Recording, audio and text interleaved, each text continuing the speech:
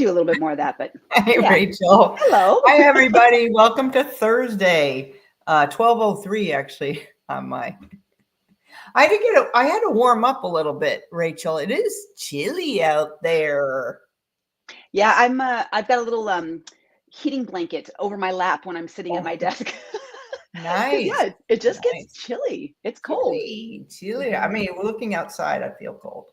hmm I prefer to not look outside on days like this. A lot of socked in.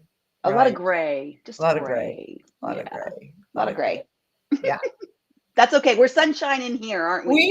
We need the gray to appreciate the sunshine, I guess. It's true. Hmm. It's very true. Hmm. Yeah.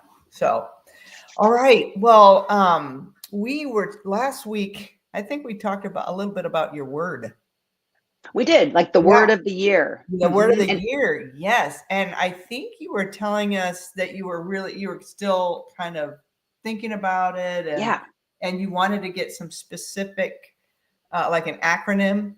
Did you come up with something?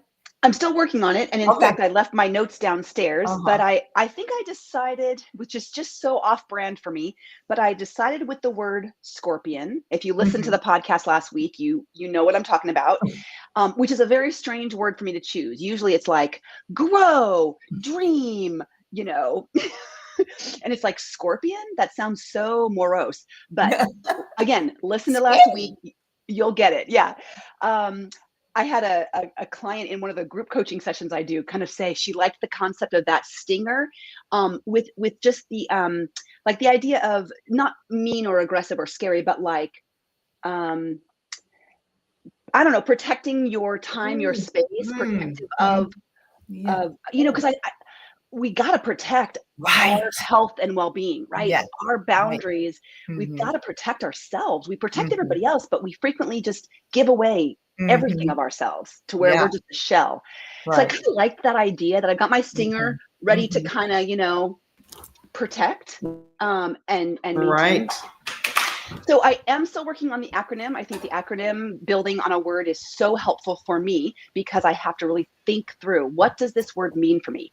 So the S so far is going to be shed, meaning, the scorpion sheds her skin when she needs to grow. So for me, it's I want to shed. Okay, tell us about shed.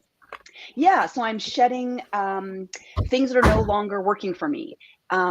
Things that shedding things that are holding me kind of is small in a smaller box that I want to grow. Also minimalism. I'm kind of getting more into just this concept of minimalism in my physical space, my home, our garage, the things we own and have, in my heart, my mind, in the type of research I do, honing down and kind of decluttering. That's the S so far. I don't think I have anything for the C. I'm still working on it. I can't remember. And the paperwork work in progress. That's okay. It's a work in progress. I love it so far. I love the shed idea. Yeah. Out with the old. It's really symbolic. The new. Yeah. Yes, and that we don't really grow unless we've got to shed off some things, but then also the reminder that when a scorpion sheds her skin, she is vulnerable until she can regrow that exoskeleton. And when I step out of my comfort zone, when I step towards growth, there's often a pain point. There's a discomfort because maybe you're a little naive, maybe you're a little you're not totally know what you're doing quite yet. You're kind of hacking your way through. So a reminder that that's normal. That is necessary for the growth process. Yeah. So cool. Yeah. Well, how did you come along with yours? Any more development on your word of the year? Any expansion? Presence. I haven't done the alliteration yet, or maybe that's not the word. The acronym yet. I really haven't. But I really like the way it's already informing my my choices so far. Yeah, you may not need an acronym. You've already really developed that concept for you, especially since you're building on it from last year. So it already speaks to you. It's already speaking to me. Yeah. And one of the ways it spoke to me was to have me do this reset. Mm-hmm. Yeah. And so I guess it's because, we're always learning and listening and hearing ideas from people we respect in this wellness, lifestyle space. And one of the things that I heard that kind of perked my curiosity was that, some people I heard they go off caffeine like 4 times a year for, just a little bit of resetting, maybe what I'm thinking is their adrenal function. Right. So I'm like, wow, go off caffeine. Ugh, I don't know if I can do that. I love the reason I go to bed, Rachel. I think we said this. Yes. Yes. Preach. So I can get up and in the morning. Every night I'm like, ooh, it's 7:30. If I go to bed now, it's that much sooner before I get to have my coffee. Bedtime. Oops. My desk is going down. Yeah, 7:30 it's bedtime because coffee just gets that much closer. Right. So anyway, so I thought, and I thought through it, and I just stayed curious, and I wonder, because I was like, okay, what am I really attached to here? I love everything about it, the ritual of the making it, the morning, the dark, just the little pitter patter in the on the tile in the kitchen. I mean, I love everything about the ritual of the coffee, the taste, of course. And I have a really good decaf. I mean, I have a really good decaf, but it's just not the same. But anyway, I decided that I was going to do this, and I did this with my brother, and which was super helpful. So, actually we did coffee and sugar. In all forms, like alcohol being one of them. And then actually we did grain too. And, it's kind of funny. Maybe it sounds antithetical because we just spent, months and months saying, we're not doing these restrictive diets. Right. No diet mentality here. Yeah, right. Yeah. Right. And here I am, restricting myself, cutting out, but I think my mindset was completely different. Okay. Yeah. Because I went in with, what is the caffeine doing for me? Yeah. What is it doing for me? And will I be able to have just a little bit less of it? Because, I think there's all things good about coffee. It's a plant, Rachel. Yes, it is. Polyphenols, and et cetera, et cetera. There's lots of studies. But, too much is more than enough. Too much is. And the last time I did this, I shrunk my caffeine intake by half. And I just drink it in the morning, blah, blah, blah. But anyway, I just got curious around this. And the beauty of it, because it didn't feel restrictive to me. I mean, I tapered off. I didn't have the caffeine headache, which I was very grateful for. I was maybe felt a little energy lull, but which got me curious. And by the end of it, it was interesting because yesterday was our last day. And I was a little bit nervous because I was giving a talk at 6:00 in the evening, and I was wondering, am I going to have enough energy for that evening talk? And what I learned was that I can trust my body to give me the energy that I need when I'm putting other really good stuff in. When I'm paying attention to my sleep, when I continue to do my regular exercise routine, I can trust my body to give me the energy that I need, to do what I need to do, which is good of a talk. And of course, whenever I give a talk, I get a little bit nervous, but I was telling myself, Julie, there is the cortisol surge, the adrenaline that you need. Yeah. Here it is for you. It's showing up. Here Yeah. it is. Yeah. Here it is. You just have to channel it. Mm-hmm. You just have to channel. It doesn't have to make your voice go like this or your knees knock or your hands shake. You just channel that baby. Mm-hmm. Yeah. It was great. It was great.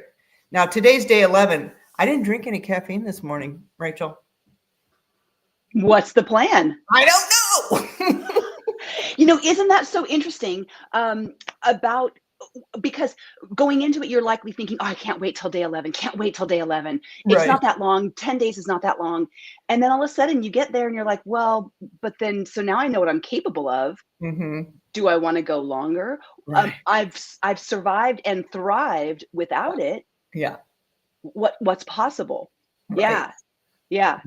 And, I want to kind of go back and re-highlight something you said for the listeners, that this is not diet mentality and this was not restriction because of your mindset, right? When people fast, that's not starving yourself or disordered eating. It's because of mindset, the purpose for which you're going into this, how you are talking to yourself, the curiosity you went with it. I wonder what I'm getting out of caffeine. I wonder what I think about it. I wonder how it's, is it controlling me or am I in charge of it? These are beautiful curiosity questions that are lifestyle questions, not restriction diet mentality. No one told you you can't have caffeine and you just followed because they said so. Right. That's diet mentality. Right. And you went in with a bit of research and a bit of education into it, which is key. That is key to anything you're trying to do in your health. Yeah. Thank you for that. That is so true because it really felt not like a diet at all or dieting or whatever. And, and there was, and I, even though I wasn't eating certain things, there was so much that I was eating. I mean, it's so much, right? Yeah. There's just so much. I mean, and I loved my kale salad every day. I mean, I loved that. Maybe even a little bit more. I don't know. Well, certainly when some of your otherwise treats or exceptions to your diet or the things that you really look forward to, when they're pushed on when they're on pause, what you do get to eat feels so abundant. Yeah, feels so. It's like when I'm doing those Prolon fasts, and I'm eating my soup and crackers, and it's like, look at all this food. It's amazing. I'm so lucky I get to have some olives today, and it feels like, you just feel rich, right. And and that is part of the perspective change, right? That's really part of what we learn about ourselves with these kinds of processes. Yeah. Right. It was so good. I don't know if you're willing to share. And that's so helpful. You know what? It's so helpful to go through this with somebody else. So the support is good. It's so key. That you can stay curious with each other. You can stay curious. And it's so helpful to not jump into the other person's space and tell them what they're thinking or feeling, but let them really express it themselves. Yeah. And Rachel, I think that's what coaching is really all about. It really is. It's someone coming alongside and it's an accountability piece because you're going to have the conversation, you've scheduled it, you've committed to this relationship. So that in itself holds you accountable. The coach is often either emailing you or texting you periodically. So there are touch points along the way. And then it's giving you a space to talk through. And I tell you what, there's not a single person who's ever said, talking about things hasn't been helpful, because as they're talking in a coaching session, they oftentimes will say, oh, wait, hold on. Now that I'm saying this out loud to you, hold on. And then they have this huge epiphany, this huge aha moment, and they hear themselves saying things they didn't even know they were thinking or feeling, or they make a connection. They go, oh, I get it now. But when it's just ruminating in our mind, we're spinning it around on the same in the same globe up here, it's not bouncing off of anything and coming back. Right. Yes. Such a beautiful picture. Such a beautiful picture. And then the skilled coach, which Rachel is, by the way, everybody. We also have another skilled coach, Megan, but yes, yes. the skilled coach is even comfortable with that long pause when maybe when there's nothing, it's when there's quiet, nothing. Radio silence. Yeah.